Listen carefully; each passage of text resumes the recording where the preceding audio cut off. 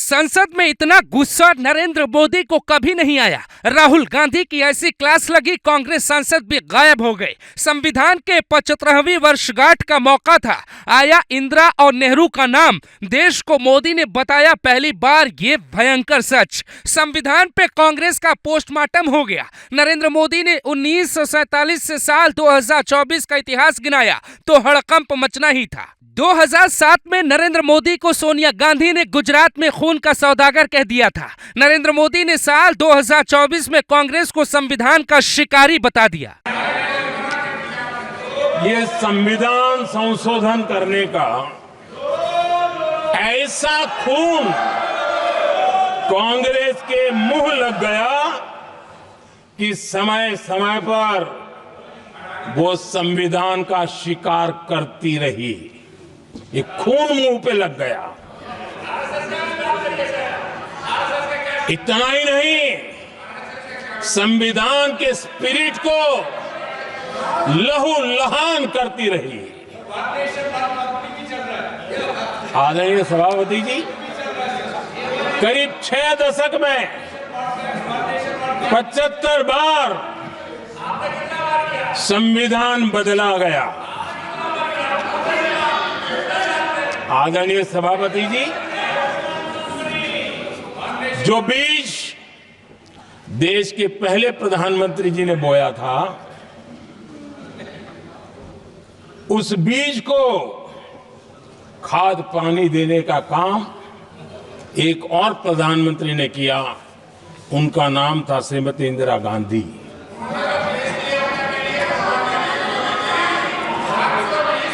जो पाप पहले प्रधानमंत्री करके गए और जो खून लग गया था 1971 में, सुप्रीम कोर्ट का एक फैसला आया था। उस सुप्रीम कोर्ट के फैसले को संविधान बदल करके पलट दिया गया और 71 में यह संविधान संशोधन किया गया था। और क्या था, उन्होंने हमारे देश की अदालत के पंख काट दिए थे और यहां पर तो किया था कि संसद संविधान के किसी भी आर्टिकल में जो मर्जी पड़े वो कर सकती है और अदालत उसकी तरफ देख भी नहीं सकती है। अदालत के सारे अधिकारों को छीन लिया गया था। ये पाप 1971 में उस समय की प्रधानमंत्री श्रीमती इंदिरा गांधी ने किया था।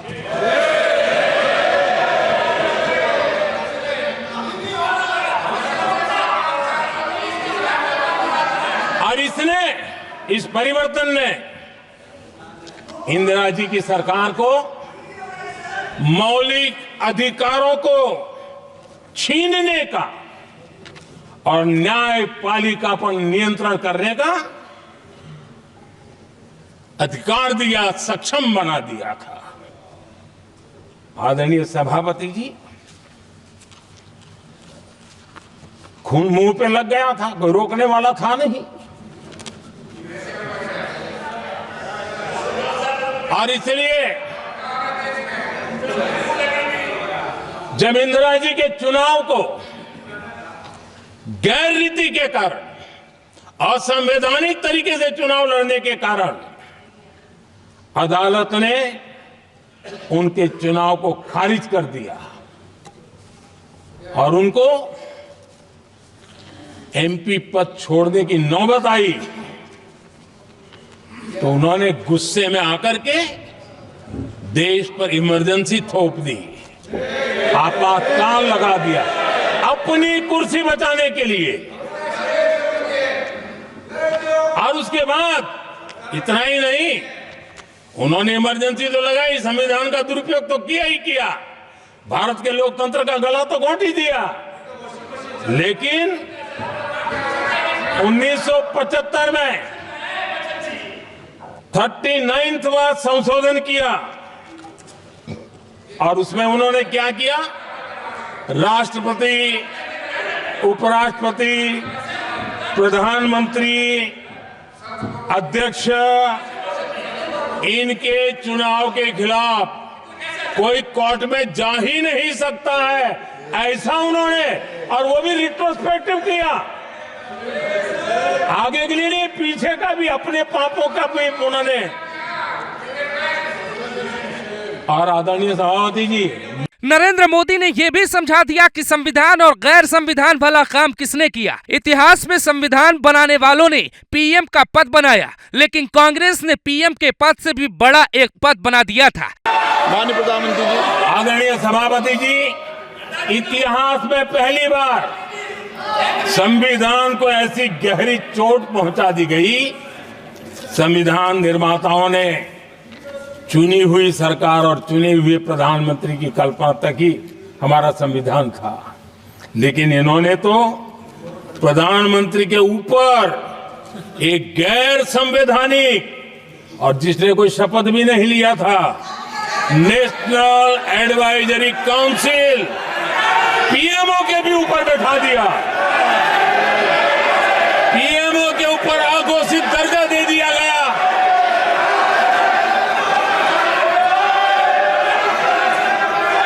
आदरणीय सभापति जी, इतना ही नहीं, और एक पीढ़ी आगे चले, और उस पीढ़ी ने क्या किया?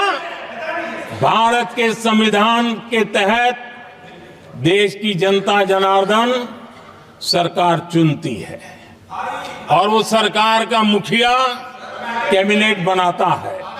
ये संविधान के तहत है।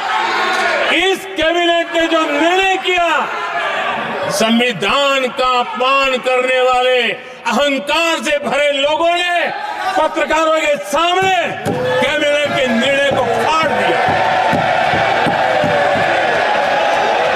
संविधान को हर मौके पर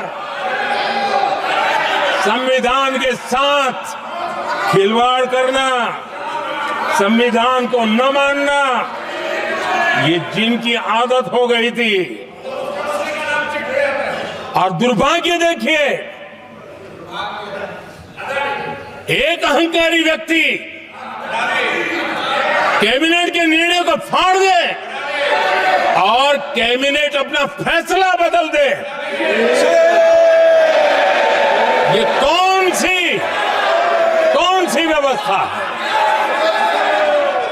इस बात पर राहुल गांधी अपना सिर क्यों झुकाने लगे, सुनिए। इसके बाद तो पीएम मोदी ने ऐसी कहानी सुनाई कि कांग्रेसी मुंह छिपाने लगे। माननीय प्रधानमंत्री जी, आदरणीय सभापति जी, इतिहास में पहली बार संविधान को ऐसी गहरी चोट पहुंचा दी गई।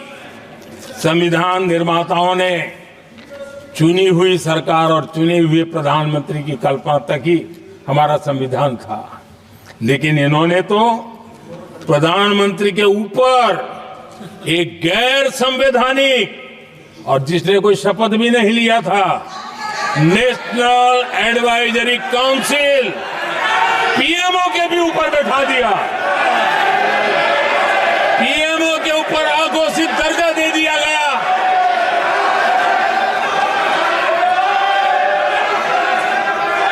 आदरणीय सभापति जी, इतना ही नहीं, और एक पीढ़ी आगे चले, और उस पीढ़ी ने क्या किया? भारत के संविधान के तहत देश की जनता जनार्दन सरकार चुनती है, और वो सरकार का मुखिया कैबिनेट बनाता है। ये संविधान के तहत है। इस कैबिनेट ने जो निर्णय किया, संविधान का अपमान करने वाले अहंकार से भरे लोगों ने पत्रकारों के सामने कैबिनेट के निर्णय को फाड़ दिया। संविधान को हर मौके पर संविधान के साथ खिलवाड़ करना, संविधान को न मानना, ये जिनकी आदत हो गई थी। और दुर्भाग्य देखिए, एक अहंकारी व्यक्ति कैबिनेट के निर्णय को फाड़ दे और कैबिनेट अपना फैसला बदल दे। ये कौन सी व्यवस्था है? इसके बाद तो पीएम मोदी ने राहुल गांधी के उस कांड का जिक्र किया जिसमें खूब तालियां बजी, इतनी तालियां कि संसद में सब कुछ गूंज गया था। आदरणीय सभापति जी, और ये कांग्रेस पार्टी, उनको तो संविधान शब्द भी उनके मुंह में शोभा नहीं देता है। इसलिए जो अपनी पार्टी के संविधान को नहीं मानते हैं, जिन्होंने अपनी पार्टी के संविधान को कभी स्वीकार नहीं किया है, क्योंकि संविधान को स्वीकार करने के लिए एक लोकतांत्रिक स्पिरिट लगता है जो जिनकी रगों में नहीं है। सत्तावाद और परिवारवाद भरा पड़ा है। अब आप देखिए जो कैसी शुरुआती कितनी गड़बड़ हुई है। मैं कांग्रेस की बात कर रहा हूं। 12 कांग्रेस की प्रदेश की कमेटियों ने, 12 प्रदेश कमेटियों ने सरदार पटेल के नाम पर सहमति दी थी। नेहरू जी के साथ एक भी कमेटी नहीं थी, नॉट अ सिंगल। संविधान के तहत सरदार साहब ही देश के प्रधानमंत्री बनते हैं, लेकिन लोकतंत्र में श्रद्धा नहीं, खुद के संविधान पर विश्वास नहीं, खुद के ही संविधान को स्वीकारना नहीं, और सरदार साहब देश के प्रधानमंत्री नहीं बन सके और ये बैठ गए। जो लोग अपनी पार्टी के संविधान को, जो लोग अपनी पार्टी के संविधान को नहीं मानते, वो कैसे देश के संविधान को स्वीकार कर सकते हैं?